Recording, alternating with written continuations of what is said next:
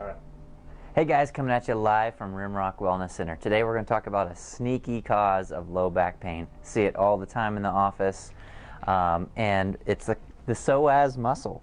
Now this psoas muscle attaches to your lumbar vertebra right here, comes around through the groin area, and attaches down onto your femur.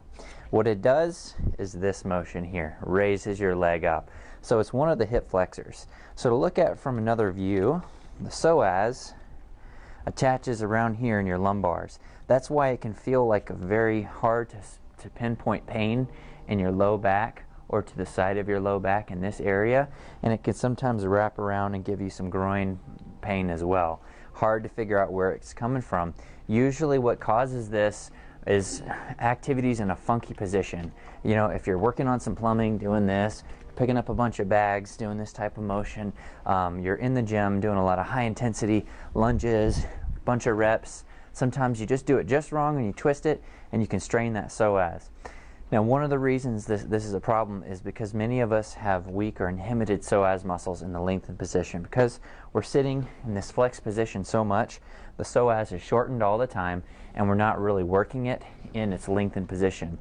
This even comes to play with our everyday posture, okay? Because if we're sitting like this all the time and walking around like this, the psoas actually will attach to the diaphragm muscle. And when you're hunched over like this, all that's going to be shortened down. So expanding that rib cage, relaxing your shoulders down, and getting to that proper decompressed posture is step number one to naturally lengthen the psoas. In this position, you want to do exercises that can strengthen the psoas. This is a knee raise.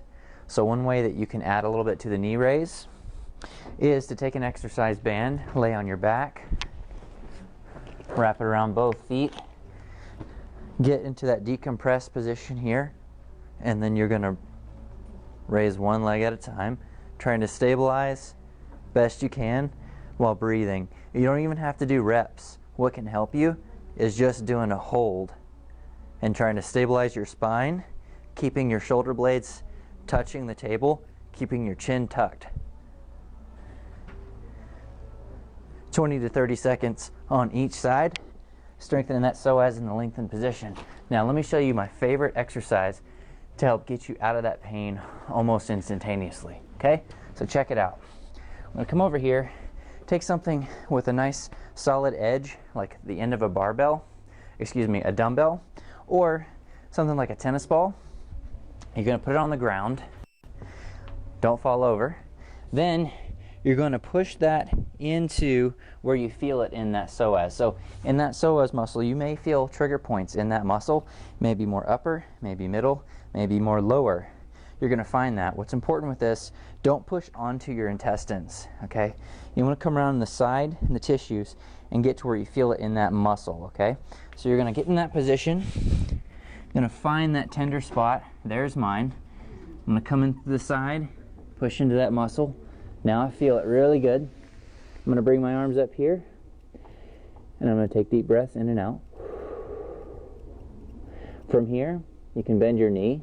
That's going to slightly lengthen the psoas a little bit, and this is going to also lengthen a little bit, rotate it, get a different position. Breath in, breath out. If you really want to add to this, grab your foot, the same side hand, give it a little stretch, come up to this position, raising your chest off the floor slightly.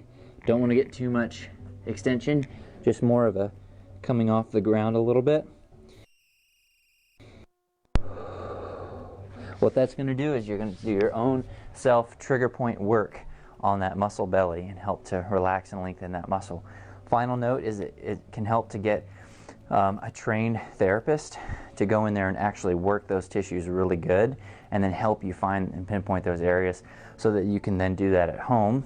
And always, as always, getting your spine adjusted to make sure that it's in alignment and you're not putting unnecessary strain on those tissues and tendons. Thanks guys, have an awesome day. Dr. Daniel, Rimrock Wellness Center.